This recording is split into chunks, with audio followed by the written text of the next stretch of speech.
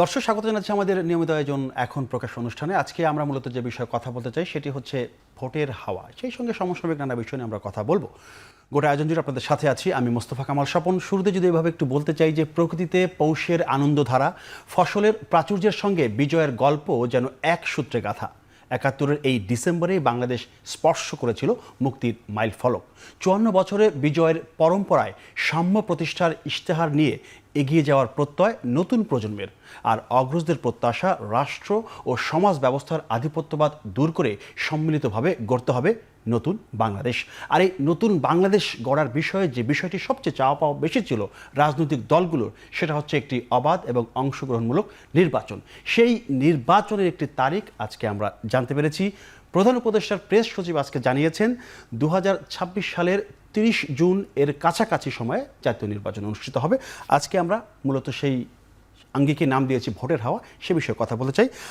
আজকে আলোচনার জন্য আমরা যাদেরকে ডেকেছি আমাদের অতিথি, তারা হচ্ছেন সাইফুল হক, সাধারণ সম্পাদক বিপ্লবী ওয়ার্কার্স পার্টি, আছেন উমামা ফাতেমা, মুখপাত্র বৈষম্য বিরোধী ছাত্র আন্দোলন, এবং মাসুদ কামাল, সিনিয়র সাংবাদিক। আমি একটু মাসুদ কামালকে দিয়ে শুরু করতে চাই। সেটি হচ্ছে, আপনি শুনলেন যে আমরা যে বিষয় নিয়ে কথা বলতে চাই, ভোটের হাওয়া। আজকে সন্ধ্যা থেকেই মোটামুটি একটা আভাস আমরা পেলাম যে প্রধান উপদেষ্টার প্রেস সচিব আজকে জানিয়েছেন ২০২৬ সালের ৩০ জুন অথবা এর কাছাকাছি সময়ে জাতীয় নির্বাচন অনুষ্ঠিত হবে। নির্বাচন কমিশন এর মধ্যে জানিয়েছে যে এই যে সময়ের মধ্যে তারা নির্বাচন অনুষ্ঠান করতে তারা প্রস্তুত আছে। আচ্ছা, ভোট হবে কিভাবে, ব্যালটে না ইভিএমে? সিদ্ধান্ত হয়েছে ব্যালটে হবে।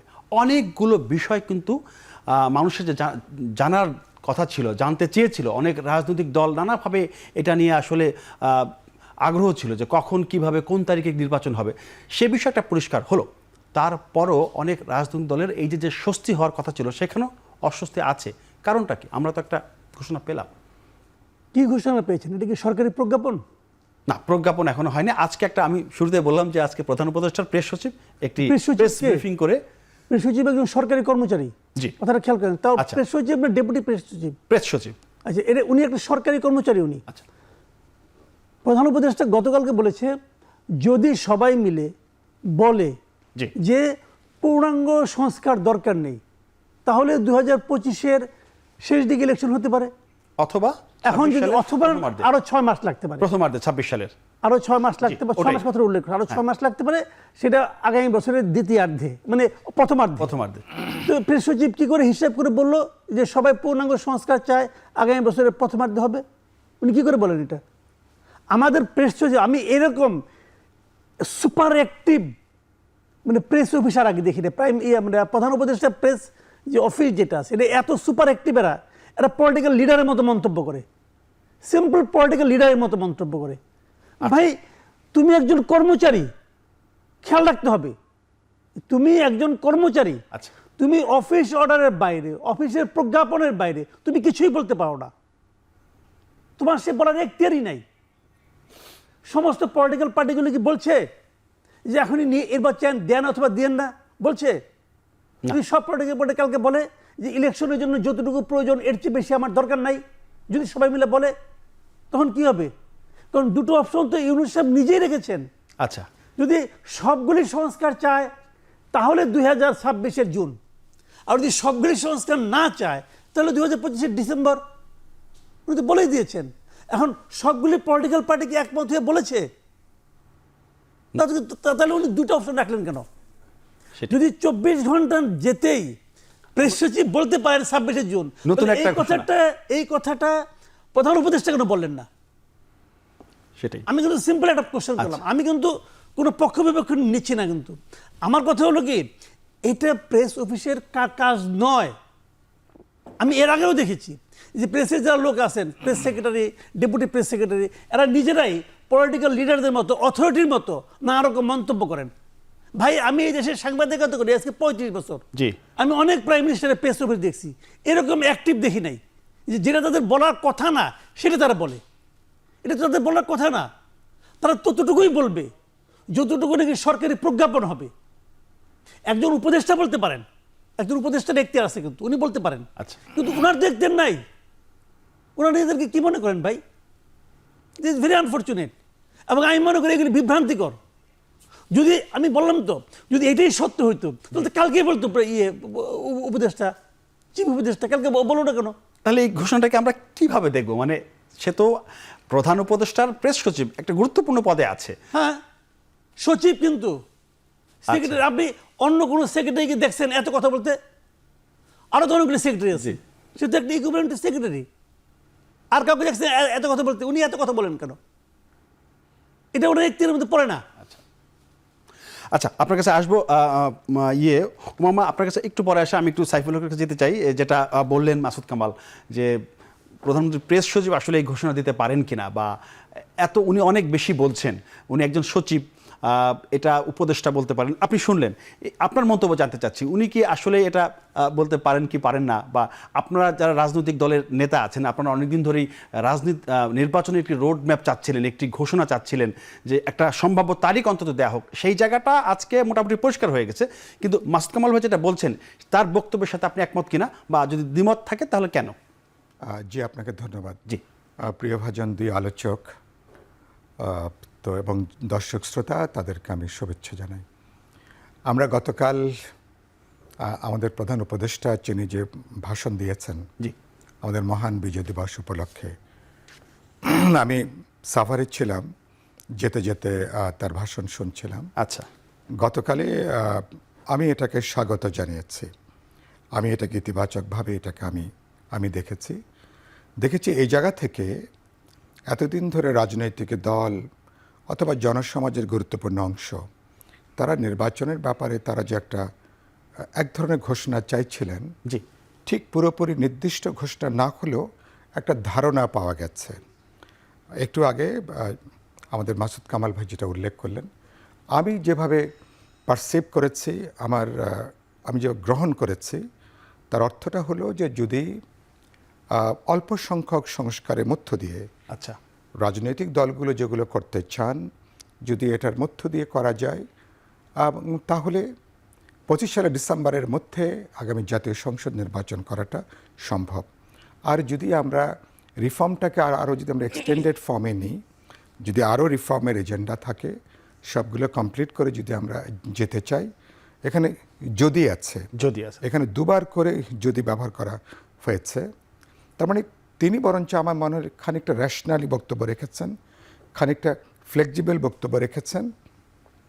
রাজনৈতিক দল, সমাজের গুরুত্বপূর্ণ অংশীজনদের সাথে আলাপ আলোচনা বোঝাপড়া করে সুনির্দিষ্টকরণ যেটা, যে ডেফিনেটলি শিডিউলটা কী হবে এ ব্যাপারে কিছুটা বলবো যে কিছুটা তিনি স্পেসটাকে কিছুটা ওপেন রেখেছেন। কিন্তু 24 ঘন্টা পরেই তো না আজকে জি, না বরঞ্চ যেটা বললেন প্রেস সচিব, বরঞ্চ যেটা বললেন, তিনিও আমাদের প্রিয়ভাজন একজন, কিন্তু তার বক্তব্যে কিছুটা বিভ্রান্তি সৃষ্টি হওয়ার অবকাশ আছে।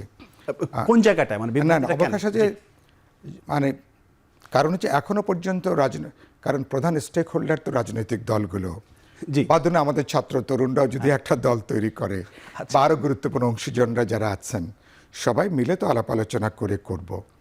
তিনি যখন ডেফিনেটলি বলেন যে 26 সালে 30শে জুনের মধ্যে নির্বাচন, তার মানে তিনি কিন্তু স্পেসিফিক করছেন 26 সাল 30শে জুন অথবা এর কাছাকাছি, অথবা এর একটা কাছাকাছি সময়।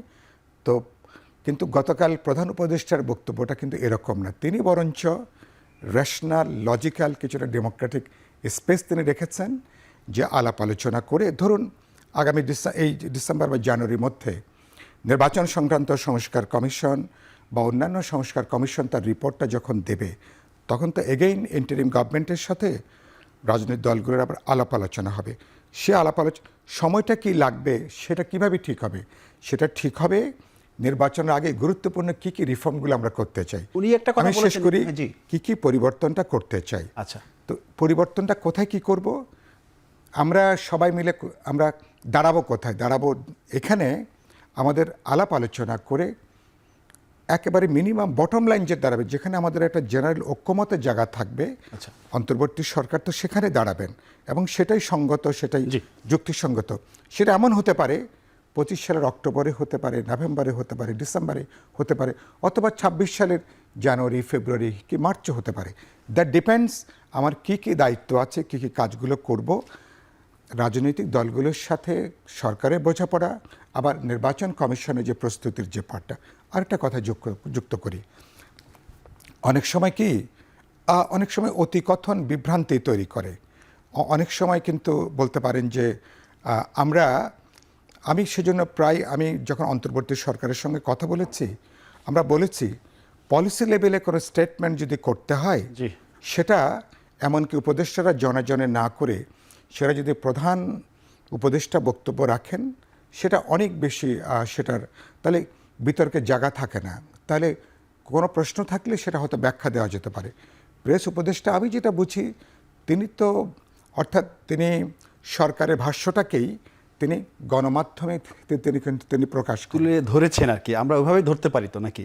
কোনটা? এই প্রেস সচিবের বক্তব্য, তিনি তো প্রধান উপদেষ্টার কথাই তো আমাদেরকে বলেছেন। তিনি কিন্তু আমি বললাম যে বিভ্রান্তির জায়গাটা কোথায় তৈরি হয়েছে, সেটা তো বললামই।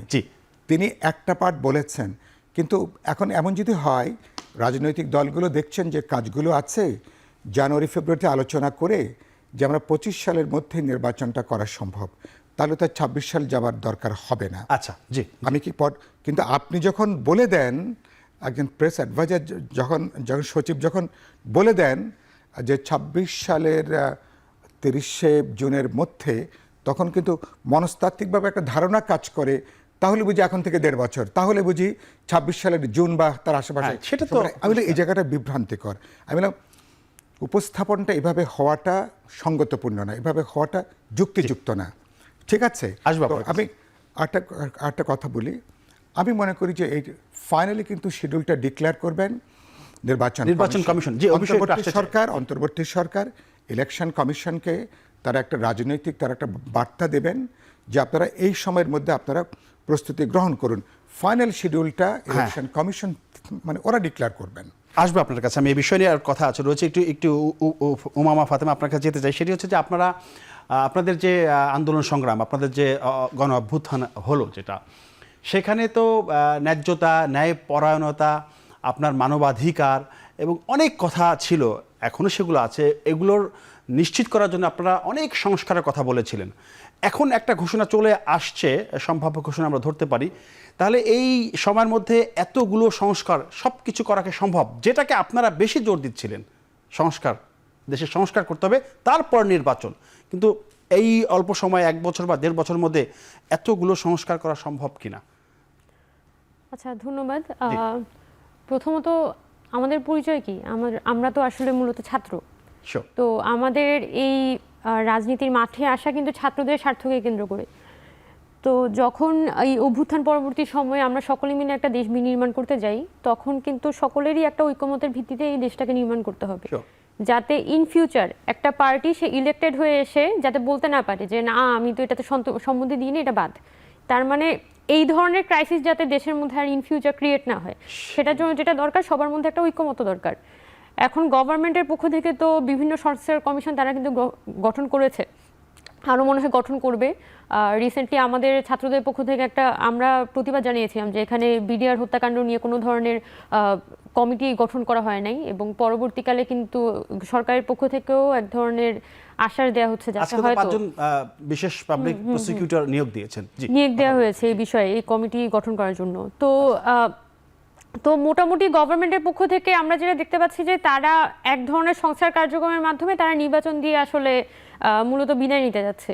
কিন্তু আমরা যদি জন আকাঙ্ক্ষার দিকে তাকাই, গভর্নমেন্টের কাজ তো মানে গভর্নমেন্ট ছোট ছোট অনেকগুলো পলিসির বিষয় আছে। গভর্নমেন্ট যদি তারা কি করতে চায়, কিভাবে আসলে তারা সামনে আগাতে চায়, কিভাবে সংস্কার কার্যক্রমগুলো করতে চায়, সেই বিষয়ে যদি একটা প্রপার রোডম্যাপ আমাদেরকে প্রদান করে, তাহলে সেটা ছাত্রদের কথা বলি বা এখানকার পলিটিক্যাল পার্টি বলি, সবার জন্যই কিন্তু এটা অনেক বেশি সুবিধাজনক হয়। কারণ আমরা যখন একটা কথা বলি, আমরা যখন একটা মন্তব্য দিই সেটা তো আমি হাওয়ায় ছুড়ে দিতে পারি না মন্তব্য, আমার তো একটা প্রপার প্ল্যানিং লাগবে যেটার উপর দাঁড়িয়ে আমি একটা মন্তব্য করতে পারবো। এখন ডক্টর মোহাম্মদ ইউনূস উনি লাস্ট যে ব্রিফিংটা করেছেন সেটার মধ্যে কিন্তু তিনি বলেছেন যে এখানে তারা নির্বাচনের কথা ভাবছেন। আবার নাহিদ ভাই বলেছেন যে জানুয়ারি মাসের মধ্যে কিন্তু একটা রোড ম্যাপ হবে নির্বাচনের। নির্বাচনের জন্য তারা যদি প্রিপারেশন নিতে চায় এটা 1-1.5 বছর সময় নিয়ে সেটা তারা করতে পারে, কিন্তু এই সময়ের মধ্যে তারা যে সংস্কার কমিশনগুলো গঠন করেছে সেগুলোর যে রিপোর্টগুলো হবে সেটার ভিত্তিতে আসলে কতটুকু কাজ হয় এবং কতটুকু জনগণকে ইনভলভ করে তারা আসলে সংস্কার কার্যক্রমগুলো চালাবেন সেটা আসলে দেখার খুব রাজনৈতিক গুরুত্বপূর্ণ। দলগুলোতে একটা চাপ ছিল নির্বাচনের একটা ঘোষণা বা সম্ভাব্য একটা ডেট, সবগুলো রাজনৈতিক দল তো চাচ্ছিল যে একটা কিছু আসুক, একটা ঘোষণা আসুক, বারবার করেই একটা প্রেশার ছিল বিএনপি থেকে বা অন্যান্য দল থেকে, জামাত থেকে, সব জায়গা থেকে। জামাত বারবার একটু সংস্কার কথা বলেছিল, কিন্তু তারপরেও তার নির্বাচনের দিকেই, কারণ রাজনৈতিক সরকার যদি ক্ষমতায় না আসে তার বলার চেষ্টা করছিলেন যে তাহলে এই যে দেশে যে একটা বিশৃঙ্খলা পরিস্থিতি মাঝে মাঝে তৈরি হচ্ছিল সেই জায়গাটা আসলে রাজনৈতিক সরকার সামাল দেওয়া সম্ভব না। এটা হচ্ছে পলিটিক্যাল পার্টিগুলো তাদের জায়গা থেকে এই আলাপটা করতে পারে। পলিটিক্যাল পার্টির নিজস্ব আলাদা স্বার্থ থাকে যেটার ভিত্তিতে তারা নির্বাচন কেন্দ্রিক মন্তব্যগুলো করে। এই বিষয়ে আমি আসলে আলাদা করে বলতে চাই না। আমি যেটা বলতে চাই সেটা হচ্ছে ছাত্র জনতার যে স্বার্থ সেটা আসলে কিসের মাধ্যমে রিপ্রেজেন্টেড হবে। প্রথমত এখানকার যে সংস্কার কার্যক্রমগুলো সরকার হাতে নিয়েছে সেগুলো তো সরকার এতদিন পর্যন্ত বিভিন্ন সংস্কার কমিশন গঠন করে সেগুলো রিপোর্ট দিলে সেই ভিত্তিতে সামনে কাজ আগাবে, সেটার রোডম্যাপ কিন্তু এখনো গভর্নমেন্টের পক্ষ থেকে দেওয়া হয়নি। এই ভিত্তিতে তারা আসলে সংস্কার কার্যক্রমগুলো চালাবে, এটা প্রথম ব্যাপার। আরেকটা হচ্ছে যেটা সবথেকে গুরুত্বপূর্ণ ব্যাপার, আমাদের ইউনিভার্সিটি কলেজগুলো ছাত্র সংসদ নির্বাচন গভর্নমেন্ট কি পদ্ধতিতে করবে। এখানে ধরেন আমি যদি ডাকসু করি তাহলে ডাকসুর ক্ষেত্রে এখানে তো ডাকসুর যে গঠনতন্ত্র সেটাই কিন্তু সংশোধন করার প্রয়োজন আছে। এই আগের নিয়মেই কি আসলে ছাত্র সংসদ নির্বাচনগুলো হবে নাকি এখানে একটা লেভেল প্লেইং ফিল্ড তৈরি করা হবে, এটা কিন্তু এখনো গভর্নমেন্টের পক্ষ থেকে কোনো ধরনের বিহিত করা হয়নি। গভর্নমেন্ট কিন্তু পুরোপুরি ব্যস্ত এখানে ন্যাশনাল ইলেকশন নিয়ে। বাট আমরা যদি এখানে একটা সর্বত্র যদি আমরা পরিবর্তনটা দেখতে চাই তাহলে আমাদের নিশ্চিত করতে হবে এখানে তরুণরা যাতে এখানে পলিটিক্সে অংশগ্রহণ করে এবং তরুণরা যাতে নেতৃত্বে উঠে আসে, এবং তরুণদের নেতৃত্ব তৈরি করার একমাত্র উপায় হচ্ছে ছাত্র সংসদ নির্বাচন। এবং যত ওয়াইড রেঞ্জে আমি মনে করি একদম ডিগ্রি কলেজগুলো পর্যন্ত আমাদের বিশ্ববিদ্যালয়গুলো যে শেখ হাসিনার আমলে একদম ব্যাঙের ছাতার মতো বিশ্ববিদ্যালয় হয়েছে, কিন্তু এই বিশ্ববিদ্যালয়গুলো কিন্তু ব্যাপক হারে আন্দোলনও করেছে এবং তাদের মধ্য থেকে কিন্তু অনেক তরুণ যারা কোনো ধরনের পলিটিক্যাল পার্টির সাথে এফিলিয়েটেড ছিল না তারা কিন্তু এখন চায় যে তাদের ক্যাম্পাসের মধ্যে ছাত্র সংসদ নির্বাচন হোক এবং সেটার মাধ্যমে তারা আসলে নেতৃত্ব হয়ে উঠে আসতে চায়, ভবিষ্যতে রাজনীতিতে অংশগ্রহণ করতে চায়। তো সেই পথটা তৈরি করে দেওয়াটা খুব গুরুত্বপূর্ণ এবং গভর্নমেন্টের পক্ষ থেকে এখনো পর্যন্ত ছাত্র সংসদ নির্বাচন নিয়ে কোনো ধরনের মন্তব্য করা হয়নি। বিরতির পরে সে বাকিটা শুনতে চাই। দর্শক, একটা বিরতি নিচ্ছি, ফিরছি শীঘ্রই, সাথে থাকুন।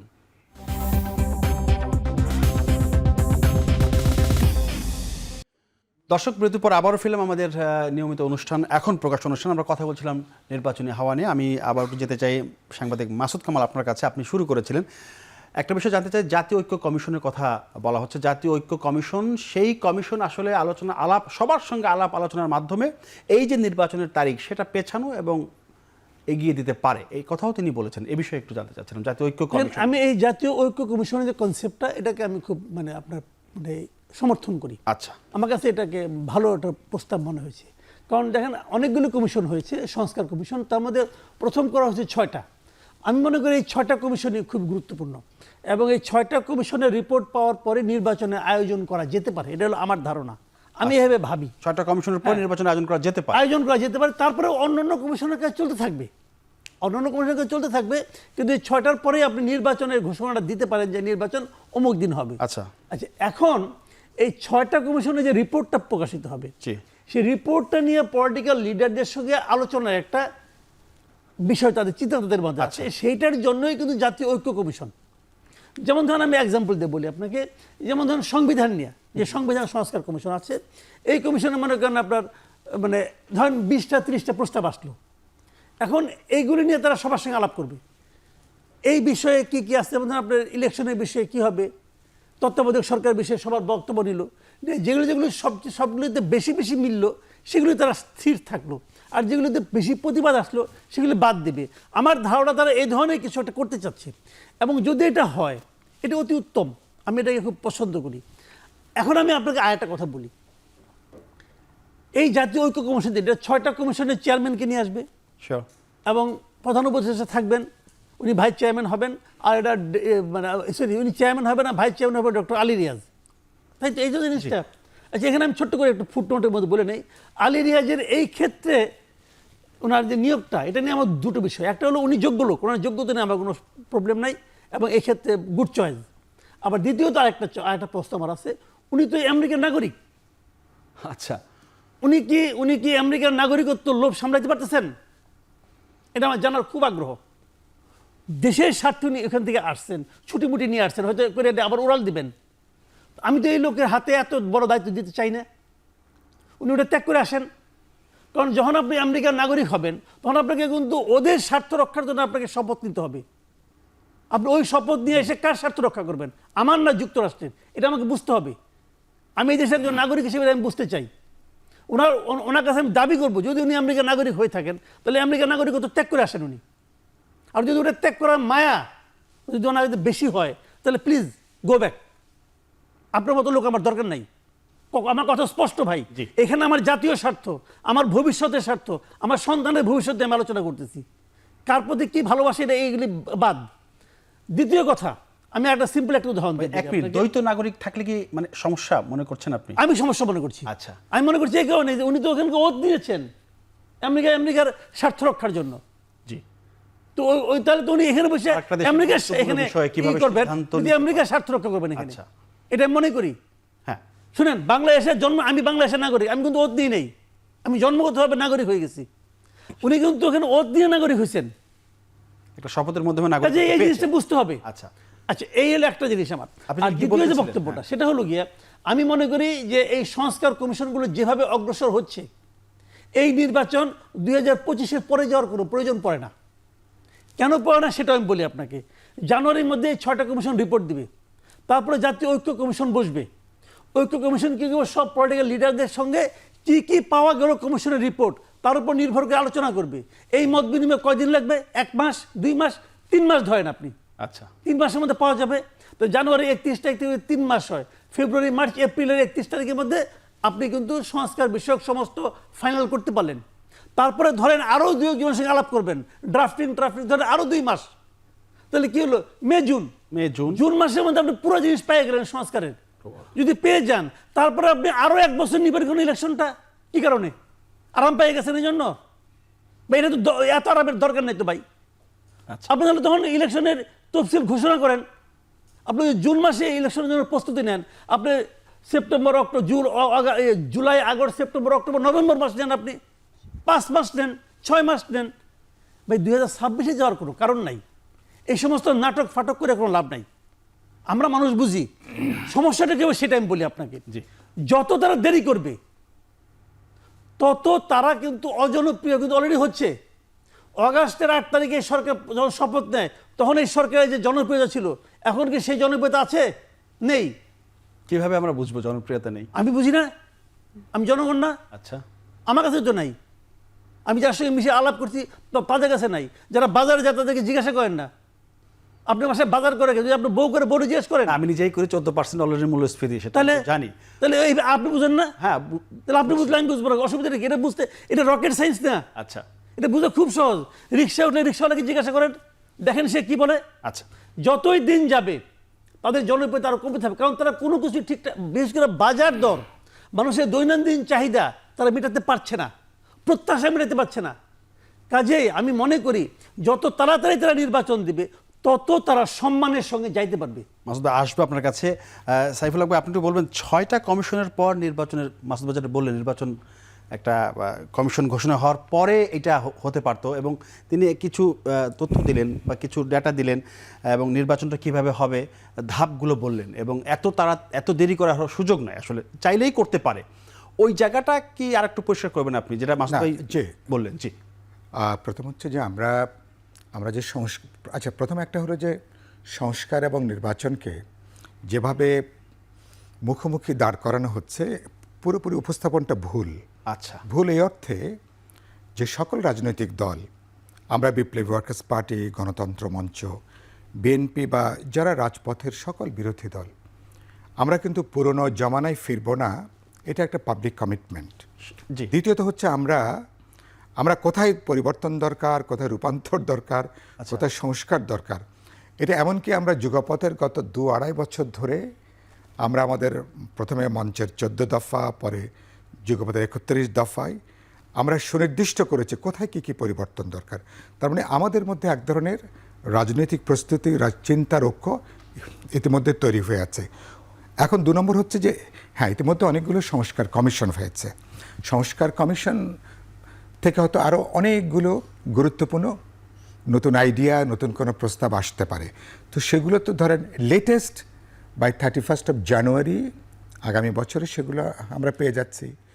এখন যেটা বললেন এই যে আমরা এই যে নতুন যে কমিশন, তো যেটা মানে গতকালকে আমরা শুনলাম, সেই কমিশন আমি মনে করি 1 থেকে 2 মাসের মধ্যে রাজনৈতিক দলগুলির সাথে আলাপ আলোচনা করে ইতিমধ্যে যেসব ব্যাপারে আমাদের ঐক্যমত আছে তার সাথে পুনরায় যেসব নতুন প্রশ্নগুলো এসছে আলাপ আলোচনা করে আমি মনে করি যদি সত্যি সত্যি সদিচ্ছা থাকে 1-2 মাস 3 মাসের মধ্যেই পুরো আলাপ আলোচনা করে কোন কোন কাজগুলো নির্বাচনের আগে on the basis of consensus আমরা একমত হতে পারি, সেগুলো মিলে আমরা সেসব ব্যাপারে আমরা সিদ্ধান্ত গ্রহণ করতে পারি। ওই বেসিসে কিন্তু ইলেকশনটা যাওয়া সম্ভব।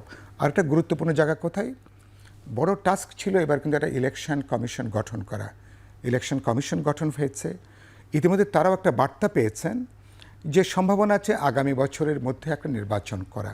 তাহলে ভোটার তালিকা হালনাগাদ করবার যে কাজটা, যেটা সবচেয়ে গুরুত্বপূর্ণ, একটু সময় সাপেক্ষ কাজ। ইচ্ছা করলে এটা আপনি 4 মাসও করতে পারেন, 6 মাসও লাগাতে পারেন। আমি মনে করি সেই কাজটা কিন্তু জুন, জুলাই, আগস্টের মধ্যে বা অথবা যদি এখন থেকে শুরু করে এমনকি আগামী মে, জুনের মধ্যে পুরো কাজটা করা সম্ভব। সেদিক থেকে আগামী বছরের মধ্যেই, আগামী নভেম্বর, ডিসেম্বরের মধ্যেই সবাইকে আস্থার মধ্যে নিয়ে আলাপ আলোচনা করে সত্যি সত্যি একটা লেভেল প্লেইং ফিল্ড তৈরি করে কিন্তু নির্বাচন করাটা সম্ভব। এটা নির্ভর করে সরকারের রাজনৈতিক সদিচ্ছার উপরে, সরকারের ভেতরকার চিন্তাটাকে, আইডিয়াটাকে, এবং একই সাথে নির্বাচন কমিশনকে তারা পরিষ্কার তারা বার্তা দেবেন যে আমরা এই these are the things to be done, এগুলোকে সম্পন্ন করে কাজগুলো শেষ করে আমরা কিন্তু এই কমাসের মধ্যে আমরা কিন্তু নির্বাচনটা করতে চাই। আমার আশঙ্কা হচ্ছে কোথায়, ধরুন পরিস্থিতি যদি এরকম চলতে থাকে, বাজারের যে লাগামহীন পরিস্থিতি, মানুষের যে দুর্ভোগ, দুর্গতি, মানুষের অস্বস্তি, মানুষ কিন্তু সরকারকে সহ্য করছে কেন? কারণ এটা আমাদের সরকার, একটা ছাত্র শ্রমিক অভ্যুত্থানের সরকার বলে মানুষ এখনও কিন্তু রাস্তায় কিন্তু নেমে আসছে না। কিন্তু মানুষের মধ্যে আবার কিন্তু খুব বিক্ষোভের জায়গাটা তৈরি হচ্ছে। যত দিন যাবে সরকারের জনপ্রিয়তার রেটিং কিন্তু কমতে থাকবে, এটা কিন্তু ডাউনওয়ার্ড স্লোপিংয়ের জায়গায় যে, এবং সরকার সেক্ষেত্রে আমি বাক্যটা বিপত্ত যেখানে হবে, যদি এরকম একটা সমস্যার মধ্যে পড়ে, তাহলে যে সংস্কারগুলো করা যেত, ওই যে মানে আমাদের কিন্তু সরকার প্রধান একবার কিন্তু বলেছিলেন কিছু রাগ করে, মানে অভিমান করে, দরকার হলে কোনো কিছু না করে আমি আগামী ইলেকশন আমি দিয়ে দেবো। আমার আশঙ্কা আছে যদি এই পরিস্থিতি চলতে থাকে, হয়তোবা সংস্কার না করে ওনারা তড়িঘড়ি কোনো ইলেকশন দিয়ে ওনারা আবার বেরিয়ে যাওয়ার দরকার হয় কিনা, এরকম পরিস্থিতি আমরা কেউ দেখতে চাই না। আমরা কেউ দেখতে চাই না। সেই জন্য বলতে চাই আমরা খুব বেশি অ্যাম্বিশাস না হই, আমরা টার্গেটটাকে লিমিটেড রাখি, যেটা অর্জনযোগ্য, সব আমরা একমত হতে পারি। যদি সেভাবে এগোতে পারি, সরকারের একটা ডেমোক্রেটিক একটা কিন্তু ট্রানজিশন তৈরি করে পরবর্তী ইলেকটেড গভর্নমেন্টের এন্ডিংটা ভালো হবে, আমরা সেই আশাই করছি। আমি একটু উমামার কাছে যেতে চাই। উমামা, আপনি তো শুনলেন, মানে আপনাদের আন্দোলন সংগ্রামের ফলে আমরা একটি অন্তর্বর্তী সরকার পেয়েছি।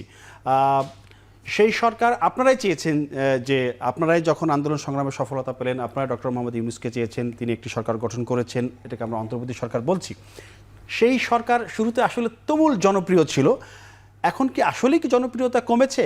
তাদের প্রতি মানুষের যে আশা আকাঙ্ক্ষা ছিল, পাহাড় সমান অনেক সমস্যা আছে, ওই মানুষেরই আবার পর্বত সমান আশা আকাঙ্ক্ষা আছে। সেই আশা আকাঙ্ক্ষায় কি ধাক্কা লাগছে কিনা?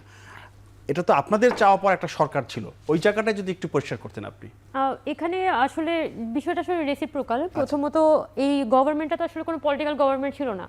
পলিটিক্যাল গভর্নমেন্টের ক্ষেত্রে সুবিধাটা কি থাকে, যে তাদের একটা বিশাল কর্মী বাহিনী থাকে একদম গ্রাম মুফস্বল পর্যন্ত। যখনই তারা কোনো ডিসিশন মেক করে, সেটা একদম সংসদ থেকে গ্রাম মুফস্বল পর্যন্ত সেটার পক্ষে সম্মতি উৎপাদন করার জন্য একটা গ্রুপ অফ পিপল আসলে রেডি থাকে। বাট এই গভর্নমেন্ট যেহেতু একটা পলিটিক্যাল গভর্নমেন্ট, পলিটিক্যাল গভর্নমেন্ট না, তার কারণে যেটা হয়েছে, তার ওই চেইনটা আসলে নেই, ওই সম্মতি উৎপাদনের চেইনটা নেই, বরং অনেক বেশি সম্মতি উৎপাদনের জন্য হয়তো তার সাধারণ মানুষ টকশ নির্ভরভাবে থাকে। এটা আমার যেটা সাধারণ অভিমত। আর এখানে আরেকটা বিষয় হচ্ছে, মানুষ বলা যায় একদিক থেকে রিয়েলিস্টিক হচ্ছে। শুরুর দিকে মানুষের যেভাবে একটা মানুষ তো আমরাই তো মানুষ, যে আমরা আমাদের সবারই যেভাবে করে একটা এক্সপেকটেশন ছিল, আমরা কিন্তু সবাই আস্তে আস্তে আস্তে আস্তে একটা লেভেল প্লেইং ফিল্ডে আসার চেষ্টা করছি। আচ্ছা ঠিক আছে, এটা কতটুকু সম্ভব না, কিভাবে আমরা এই যতটুকু সম্ভব এটা কিভাবে করে আমরা একটা স্টেবল ভাবে ঠিক করতে পারি, এই সবকিছুই তো আসলে একটা বোঝাপড়ার ব্যাপার। কিন্তু এই যে নির্বাচন সংস্কার এই সবকিছুর ভিড়ে আমরা যে জিনিসগুলো ভুলে যাচ্ছি সেটা হচ্ছে আমাদের আকাঙ্ক্ষাটা আসলে কি ছিল। আমি জানতে চাচ্ছি জায়গাটা ধাক্কা লাগছে কিনা। ধরেন আমরা তো কোনো বেসিক পরিবর্তন দেখতে পাচ্ছি না, যেটা মাসুদ কামাল ভাই একটু আগে বলছিল যে এখানে দ্রব্যমূল্যের বিষয়টা, বাজারে আমি যখন 2022 বা 23 সালের দিকেও আমার মনে আছে আমি কাটা মুরগি নিয়েছিলাম 280 টাকা 300 টাকা কেজি দরে। তো মানে কাটা মুরগির দাম তো এমনিতেও মূল দাম থেকে 100 টাকা বেশি থাকে, মানে এত মুরগি কিন্তু তখনও এই সময় আসলে জিনিসপত্রের দাম অনেক বেড়ে যেত। 140 টাকা টমেটোর কেজি, এগুলা কিন্তু গত 2 বছর আগে থেকে সেম সিচুয়েশন। এখন এই সরকারের আসার পরে যেটা হয়েছে যে সেই জিনিসটা কমাতে পারছে না। ওই যে বলেছিলাম অনেক আশা-আকাঙ্ক্ষা ছিল সরকারের প্রতি, আশা-আকাঙ্ক্ষা ছিল, একটা হচ্ছে সিন্ডিকেটের প্রপারলি হাত দিতে পারেনি। এখন বিষয়টা হচ্ছে কি এরকম যে যদি এখানে ইন ফিউচার একটা পলিটিক্যাল গভর্নমেন্ট চলে আসে তাহলে মুদ্রাস্ফীতি ঠিক হয়ে যাবে, তখন হচ্ছে যে আপনার বাজার দর ঠিক হয়ে যাবে। কারণ বাংলাদেশে তো মানি সাপ্লাই চেইন, মানে এটাকে বলা যায় মানি ফ্লোয়িং এর যে সিস্টেমটা ছিল সেটা তো শেখ হাসিনা সরকার পুরোপুরি ধসিয়ে দিয়ে গেছে। তখন কিন্তু পলিটিক্যাল গভর্নমেন্ট আসলেও তার পক্ষে এটা ম্যানেজ করা অনেকখানি ডিফিকাল্ট হবে। বরং বাজার দরের ক্ষেত্রে এই যে একটা অ্যাপলিটিক্যাল গভর্নমেন্ট, তাদের পক্ষে অনেকখানি এই জায়গাটা নিয়ন্ত্রণ করা সম্ভব হতো, কারণ তাদের তো আসলে কোনো স্বার্থ নাই, তাদের তো এখানে এই সংক্রান্ত কোনো কায়েমি স্বার্থ নাই। বরং পলিটিক্যাল গভর্নমেন্ট আসলে সম্ভাবনা আছে যে এই সিন্ডিকেটগুলোর সাথে তাদের একটা কায়েমি স্বার্থ জড়িত হয়ে যাবে এবং সিন্ডিকেটগুলো কখনোই আসলে ভাঙাটা সম্ভব হবে না এবং বাজার দরটাকে স্টেবল রাখাও সম্ভব হবে না। এখন আমি এই কথাগুলো বলছি কোন জায়গা থেকে, যে বাংলাদেশে এই যে সিন্ডিকেট ব্যবসায়ী বলি বা ব্যবসায়ীদের সকলের সাথেই কিন্তু একটা কমন সমস্যা হচ্ছে যে তারা আসলে একটা শেল্টার খুঁজতে চায়।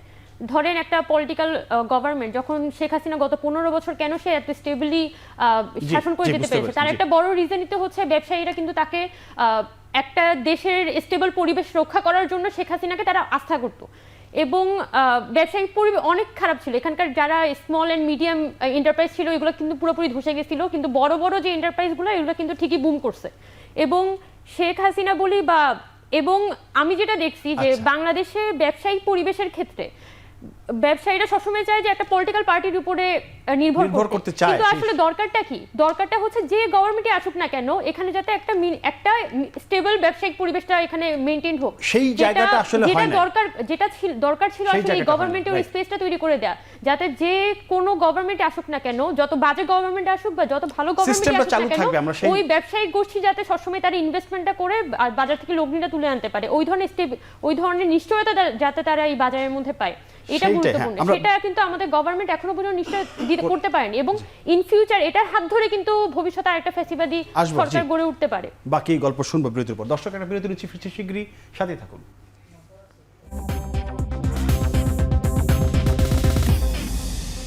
দর্শক বিরতির পর আবারও ফিরলাম আমাদের আলোচনায়। আমরা ভোটের হাওয়া নিয়ে কথা বলছিলাম। আমি আলোচনা সংক্ষিপ্ত চলে এসেছি আর কি শেষের দিকে। আমি একটু সাইফুল হককে দিয়ে শুরু করতে চাই। সেটি হচ্ছে যে দীর্ঘদিন ধরে আপনি রাজনীতি করছেন, বড় বড় দলগুলো সাধারণত নির্বাচন করে নানাভাবে তারা ভোটে জিতে যায়, শেষ পর্যন্ত নির্বাচনে জিতে তারা পার্লামেন্টে যাচ্ছে, তারা আইন পাস করছে, কথা বলছে। যারা ছোট দল অপেক্ষাকৃত তারা সাধারণত ওইভাবে পেরে উঠতে পারছে না। তো আপনি কি মনে করেন যে কি রিফর্ম, কি সংস্কার করলে বা কি কাজ করলে একটু অবাধ, সুষ্ঠু এবং নিরপেক্ষ নির্বাচন দেওয়া সম্ভব? সাইফুল 2 মিনিটে বলবেন। প্রথমত একটা তো আমরা ইতিমধ্যে একটা প্রস্তাব দিয়েছিলাম যে প্রত্যক্ষ নির্বাচনের পাশাপাশি একই সাথে একটা সংখ্যানুপাতিক পদ্ধতিতেও পার্লামেন্টে প্রতিনিধিত্বটা যদি এনশিওর করা যায় তাহলে অনেক ধরনের জনপ্রতিনিধিরা পার্লামেন্টে আসতে পারে। এটা অনেক বেশি ডেমোক্রেটিক, অনেক বেশি প্রতিনিধিত্বমূলক হয়। এমনকি ধরুন যদি পার্লামেন্টের নিচু কক্ষে না হয়, আমরা যে একটা বাইক্যামেরাল পার্লামেন্টের কথা বলেছি, উচ্চ কক্ষ যদি সংখ্যানুপাতিক পদ্ধতিতেও যদি আসে, সেখানেও কিন্তু একটা অনেক দল, অনেক বৈচিত্র্য নিয়ে তারা কিন্তু পার্লামেন্টে তারা কিন্তু আসতে পারেন। এটা এবারকার করা যাবে কিনা জানি না, কিন্তু আমি মনে করি ভবিষ্যতে বাংলাদেশে একটা ডেমোক্রেটিক, একটা ইনক্লুসিভ একটা ইলেকশনের জন্য একটা ইনক্লুসিভ পার্লামেন্টের জন্য ভবিষ্যতে শেষ পর্যন্ত আপনাকে এরকম একটা বন্দোবস্তে আপনাকে আসতে হবে। আরেকটা গুরু যেটা আপনি আমাকে বলছিলেন, আপনারা যত আলোচনা করছেন, কোনো আলোচনার মধ্যে বাংলাদেশের শেষ পর্যন্ত নির্বাচনটা এখনও ধরুন যদি ধরে নিই 25 সালের নভেম্বর ডিসেম্বরে একটা ইলেকশন হবে, সেখানে কি টাকার খেলা বন্ধ হবে, সেখানে কি সন্ত্রাস মাস্তানি বন্ধ হবে? আমি আশা করতে চাই টাকার মাস্তানি বন্ধ হবে বা এটা, কিন্তু দুর্ভাগ্যজনকভাবে দিন শেষে নির্বাচনটা কিন্তু একটা বিত্তবানদের মধ্যে একটা প্রতিযোগিতার বিষয় দাঁড়িয়ে যায়। সেজন্য 25 লাখ টাকা খরচ করার কথা খরচ করে 25 কোটি, কেউ কেউ 50 কোটি টাকা খরচ করে। নির্বাচনটাকে তারা একটা বিনিয়োগ মনে করে, একটা ব্যবসা মনে করে। ধন্যবাদ। এই জায়গা থেকে যদি পরিবর্তন করতে না পারি, জনগণের সত্যিকার প্রতিনিধিরা কিন্তু ইলেক্টেড হতে পারবেন। মাসুদ কামাল ভাই একটু বলবেন যে টাকার খেলা বন্ধ না হলে এবং যা খরচ করবে তার বেশি তারা আয় করে রিটার্ন, হ্যাঁ রিটার্ন করবে, এই যে পেশি শক্তি, টাকার খেলা, নির্বাচন যেটা বললেন, ওই জায়গা কি আসলেই কি আমরা কিছু করতে পারছি কিনা? দেখেন, ওইটা করতে পারছি কিনা এটা বলা বড় কঠিন, কারণ এখন তো পারছি না, এখনো কিছু দেখি নাই। সেটাই, আমার জীবনে যতবার নির্বাচন দেখেছি প্রতিবারই দেখেছি যে পরের বার আগের বারের চেয়ে খারাপ হচ্ছে, পরের বার আগের বারের চেয়ে বেশি মাস্তান, বেশি ধনাঢ্য, বেশি চোর এসে ইলেকশন করতেছে। এটা আমরা জিতে যাচ্ছে, এটা সবসময় দেখছি। এখন এটার উপায়টা কি জানেন? পদ্ধতিটা হলো এরকম, যদি এই পদটা লাভজনক না হয়, যেমন একজন এমপি যখন হয় সে পুরো এলাকার রাজা হয়ে যায়, ওই এলাকার একটা আপনার মানে সুয়ারেজ লাইন ঠিকঠাক করবে, সেখানেও তাকে টাকা দিতে হবে, সে টাকা পাবে। তো যদি ওই পদটাকে আপনি লাভজনক করতে না দেন, তাহলে টাকার খেলা কমে যাবে। সিম্পল, একদম সিম্পল, এবং এটা সম্ভব যদি আপনি দুর্নীতিটাকে দমন করতে পারেন, যদি বিচার বিভাগকে ঠিক করতে পারেন, এবং যদি নির্বাচন ব্যবস্থাকে ঠিক করতে পারেন। সিম্পল এই তিনটা, দুর্নীতি, বিচার বিভাগ এবং নির্বাচন ব্যবস্থা আপনি ঠিক করে দেন, সব দেখবেন টাকা শুধুমাত্র আইন শুধু ল মেকাররা কেবলমাত্র আইন প্রণয়ন করবে, অন্য কোনো কাজের সঙ্গে তারা যুক্ত থাকবে। আপনি 31 সেকেন্ড ছোট্ট করে বলবেন কি আপনারা কি রাজনীতি করার কথা ভাবছেন কিনা? আপনাদের যারা সহকর্মী নাগরিক কমিটি, তারা একটা নির্বাচনী দল আত্মপ্রকাশ করার অপেক্ষায় আছে, অনেকগুলো কমিটি করেছে আমরা শুনেছি। আপনারা বৈষম্য বিরোধী ছাত্র আন্দোলন, আপনারা কোনো রাজনীতির কথা চিন্তা ভাবনা করছেন কিনা? পার্লামেন্টে যেতে চাচ্ছেন কিনা? ছাত্রদের তো মনে হয় রাজনীতিতে আসাই উচিত। আচ্ছা, এখন আমরা বৈষম্যবিরোধী ছাত্র আন্দোলন তো এই মুহূর্তে একটা প্ল্যাটফর্ম আকারে ফাংশন করছি। এখনো পর্যন্ত আমাদের মধ্যে এই ধরনের কোনো আলাপ হয়নি যে আমরা দল হিসেবে অ্যাপিয়ার করবো কি করব না। তো আমি নাগরিক কমিটির কথা বলতে পারবো না, আমি বৈষম্যবিরোধী ছাত্র আন্দোলনের যেহেতু প্রতিনিধি, আমি আমার প্ল্যাটফর্মের কথাই আলাদা করে বলতে পারবো। এবং আমরা খুব স্পষ্ট যে আমরা এই মুহূর্তে দলের ব্যাপারে তো কোনো ডিসকাশন নিজেদের মধ্যে করিনি, বরং পেপার পত্রিকা পড়ে জানতে পারি যে আমরা দল করব। তো এটা খুব আইরনি হয়ে গেছে আর কি আমাদের জন্য। যাই হোক, তো ছাত্রদের তো আসলে রাজনীতিতে আসাই উচিত, বরং এবং আমরা যাতে আমাদের মধ্য থেকে যারাই হচ্ছে পলিটিক্সে আসবে তারা যাতে হচ্ছে একটা সৎ জীবনযাপন করে হচ্ছে রাজনীতিটা করতে পারে, এই জায়গাটা তৈরি করাটা খুব জরুরি। না হলে যেই যায় লঙ্কায় সেই হয় রাবণ। ধন্যবাদ উমামা, আপনাকে অসংখ্য ধন্যবাদ। সাইফুল হক এবং মাসুদ কামাল ভাই, আপনাকে তিনজনকে অসংখ্য ধন্যবাদ জানাচ্ছি আজকে আসার জন্য। দর্শক, অনুষ্ঠান একদম শেষ পর্যায়ে যাবার আগে শুধু বলতে চাই যে 53 বছরে কত টানাপোড়েন, কত গতিরোধ, রাষ্ট্র, সমাজ আর কুক্ষিগত রাজনীতির বন্দোবস্তে উঠেছিল প্রাচীর। ছাত্র জনতার সাম্যের স্লোগানে সে দেয়াল ভেদ হয়েছে ঠিকই, তবে চ্যালেঞ্জ ফুরিয়ে যায়নি। স্বদেশভূমি স্বাধীন হলেও দুঃখের দলিল বন্দী ছিল পাক স্বাধীনতা। গণমানুষের সম্মিলিত শক্তি আর বিজয়ের দ্যুতিতে দূর হবে সকল অশুভ আর বসত হবে সত্য সুন্দরের সাথে। আজ এ পর্যন্তই, আগামীতে নতুন কোনো বিষয়ে আমরা কথা বলবো। সে পর্যন্ত সবাই ভালো থাকবেন, নিরাপদে থাকবেন। সবাইকে ধন্যবাদ, শুভরাত্রি।